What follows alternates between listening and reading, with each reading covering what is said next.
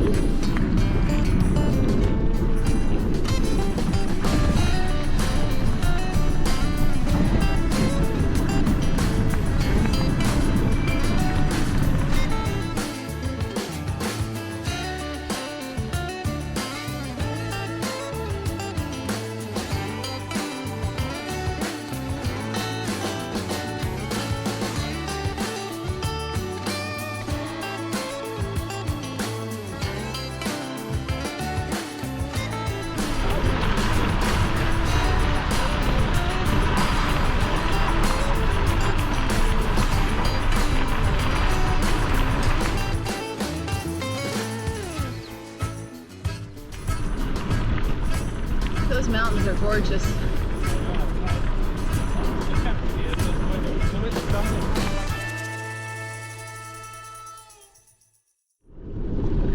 When we got up the next morning, rain was in the forecast, and not just gentle rain, but torrential rain. So we made a decision. We were supposed to go to Pie Town for the night, and instead we made it our lunch stop. So we grabbed pizza, we grabbed a ton of pie, and it's amazing, just like the reputation. Then we packed up and kept on rolling into Valle Tio Vinces, and on the way up the valley, we were hit with wonderful headwinds and thunder that were coming up ahead of the storm. But by pushing on, we got a day ahead and we were able to stay put during the torrential rains and thunder, and we had rivers running through our camp. It was absolutely ridiculous.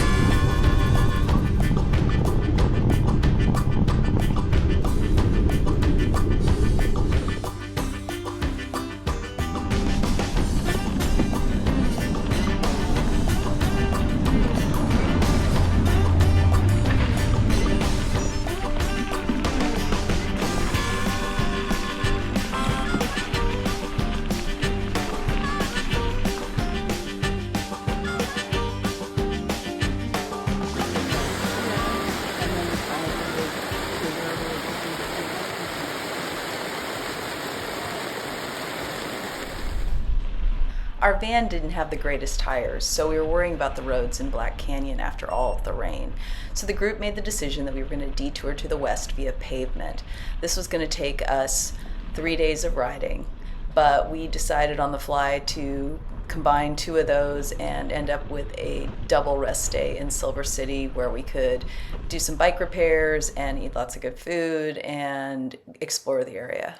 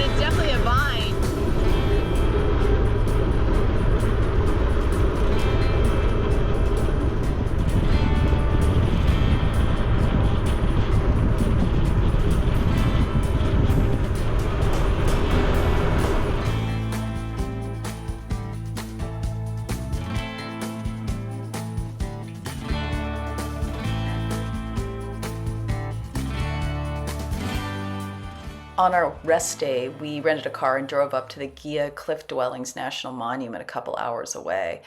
It was simply stunning, and it was also a great way to see part of the route that we didn't get to ride because of the rain. Silver City is quite a funky town with lots of arts and paintings and just brightly colored everywhere. So it turns out while we were there, they were having their Diamonds in Denim fundraiser dance, so we thrifted our way into denim and a bunch of us attended the event.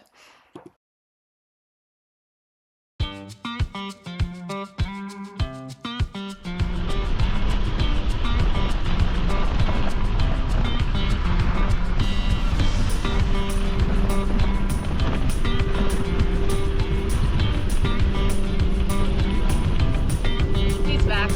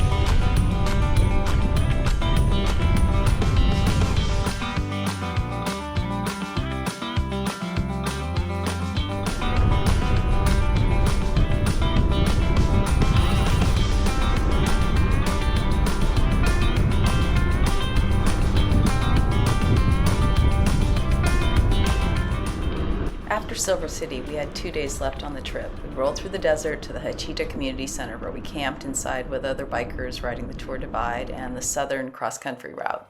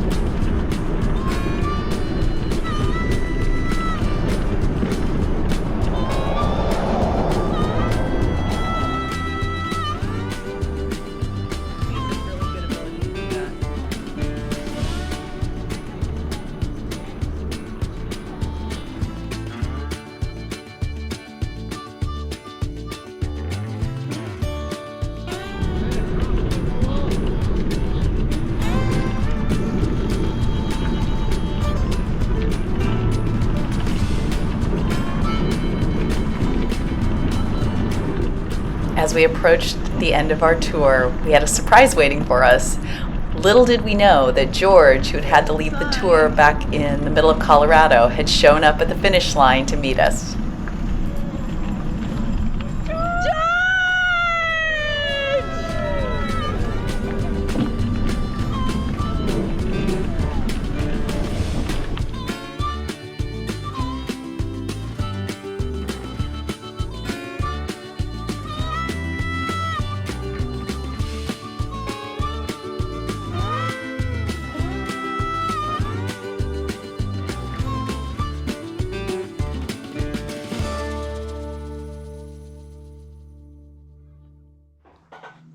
So it's been a year since we arrived in Antelope Wells, a year ago today, in fact, and finished our adventure on the Tour Divide. And I still think of it so fondly. I get this big old grin on my face, and I will talk anybody's ear off about it because it was really an adventure of a lifetime, and really the first opportunity I'd ever had to go on such a big adventure. And how often do you get to take 9 weeks away from your life and spend it with people that you got to know very, very well? And these are people that I consider dear friends and hope to stay in touch with the rest of my life. So what made it so wonderful, and what should you be thinking about if you're considering doing it? Well, I will say that by joining an Adventure Cycling Association's trip, it, for me, made it a very approachable trip.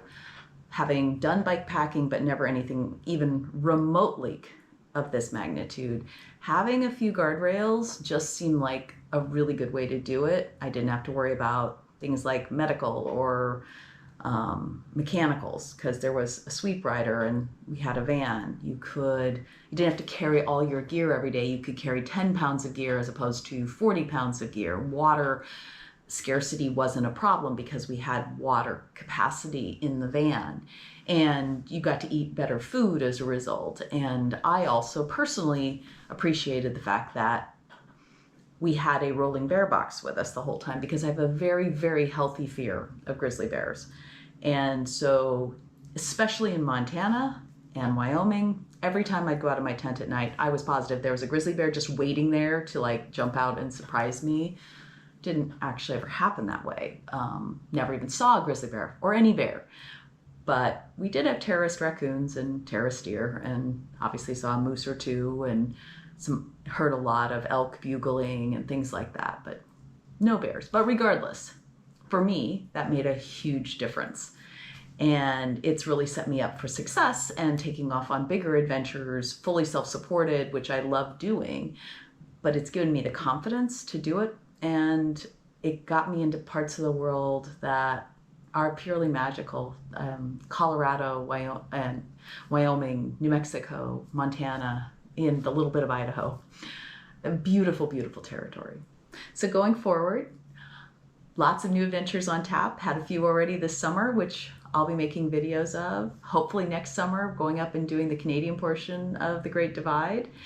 And I encourage you, if you haven't seen some of the earlier ones in the series, they're all linked below, so go ahead and check them out. Thanks.